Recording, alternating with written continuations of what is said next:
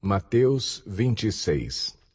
Tendo dito essas coisas, disse Jesus aos seus discípulos: Como vocês sabem, estamos a 2 dias da Páscoa, e o Filho do Homem será entregue para ser crucificado. Naquela ocasião, os chefes dos sacerdotes e os líderes religiosos do povo se reuniram no palácio do sumo sacerdote, cujo nome era Caifás, e juntos planejaram prender Jesus à traição e matá-lo.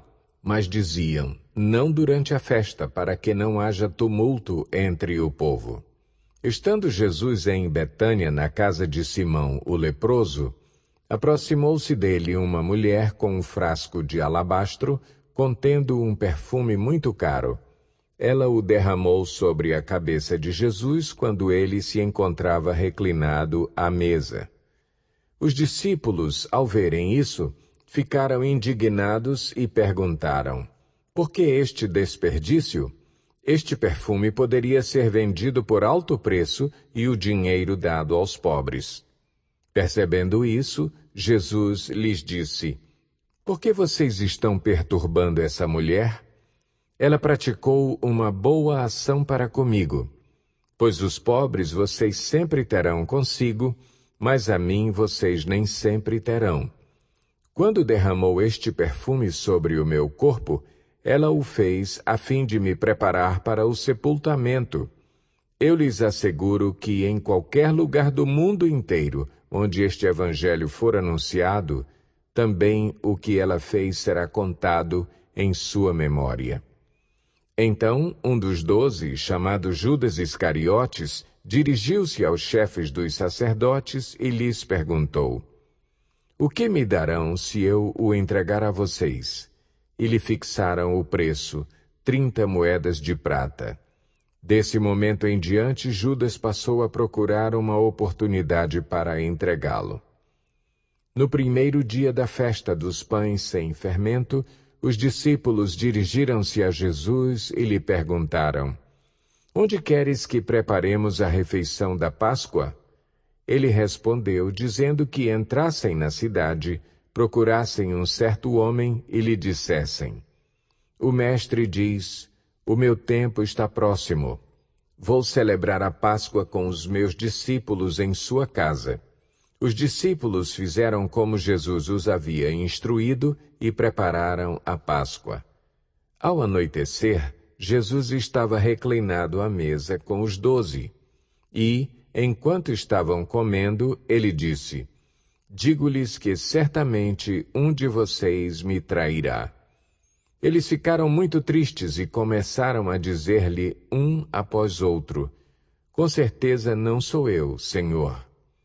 Afirmou Jesus: aquele que comeu comigo do mesmo prato há de me trair. O Filho do Homem vai, como está escrito a seu respeito, mas ai daquele que trai o Filho do Homem. Melhor lhe seria não haver nascido. Então Judas, que haveria de traí-lo, disse: com certeza não sou eu, mestre. Jesus afirmou: sim, é você. Enquanto comiam, Jesus tomou o pão, deu graças, partiu-o e o deu aos seus discípulos, dizendo: tomem e comam, isto é o meu corpo.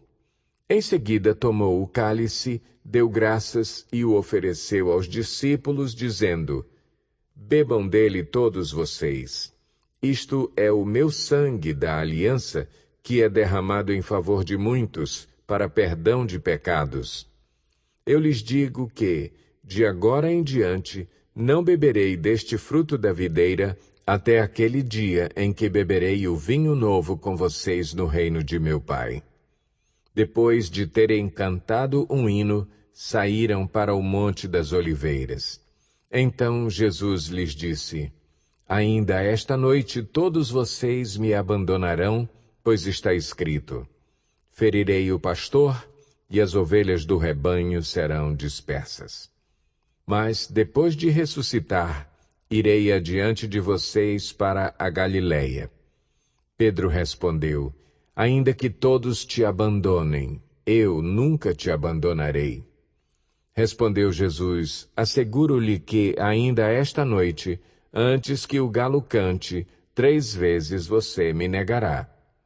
Mas Pedro declarou: mesmo que seja preciso que eu morra contigo, nunca te negarei. E todos os outros discípulos disseram o mesmo. Então Jesus foi com seus discípulos para um lugar chamado Getsêmani e lhes disse: sentem-se aqui enquanto vou ali orar. Levando consigo Pedro e os 2 filhos de Zebedeu, começou a entristecer-se e a angustiar-se. Disse-lhes então: a minha alma está profundamente triste, numa tristeza mortal. Fiquem aqui e vigiem comigo. Indo um pouco mais adiante, prostrou-se com o rosto em terra e orou: meu Pai, se for possível, afasta de mim este cálice. Contudo, não seja como eu quero, mas sim como tu queres. Depois voltou aos seus discípulos e os encontrou dormindo. Vocês não puderam vigiar comigo nem por 1 hora? Perguntou ele a Pedro. Vigiem e orem, para que não caiam em tentação. O espírito está pronto, mas a carne é fraca. E retirou-se outra vez para orar. Meu Pai, se não for possível afastar de mim este cálice sem que eu o beba, faça-se a tua vontade.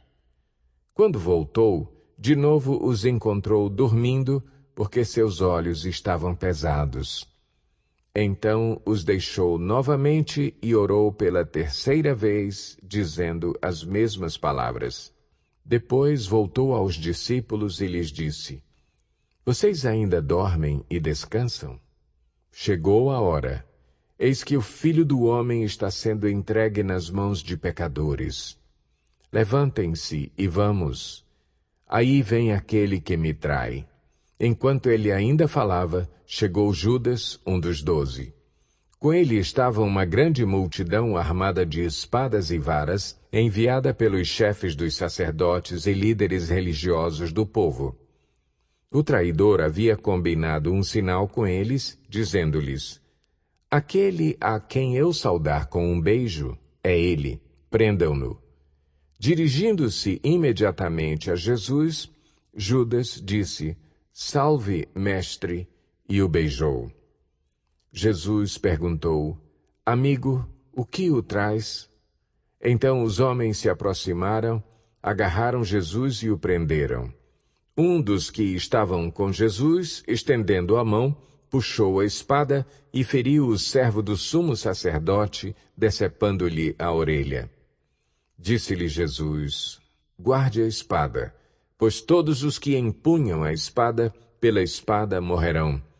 Você acha que eu não posso pedir a meu Pai, e ele não colocaria imediatamente à minha disposição mais de 12 legiões de anjos? Como, então, se cumpririam as Escrituras que dizem que as coisas deveriam acontecer dessa forma? Naquela hora, Jesus disse à multidão: estou eu chefiando alguma rebelião para que vocês venham prender-me com espadas e varas? Todos os dias eu estive ensinando no templo e vocês não me prenderam. Mas tudo isso aconteceu para que se cumprissem as Escrituras dos profetas. Então, todos os discípulos o abandonaram e fugiram. Os que prenderam Jesus o levaram a Caifás, o sumo sacerdote, em cuja casa se haviam reunido os mestres da lei e os líderes religiosos. E Pedro o seguiu de longe até o pátio do sumo sacerdote, entrou e sentou-se com os guardas para ver o que aconteceria.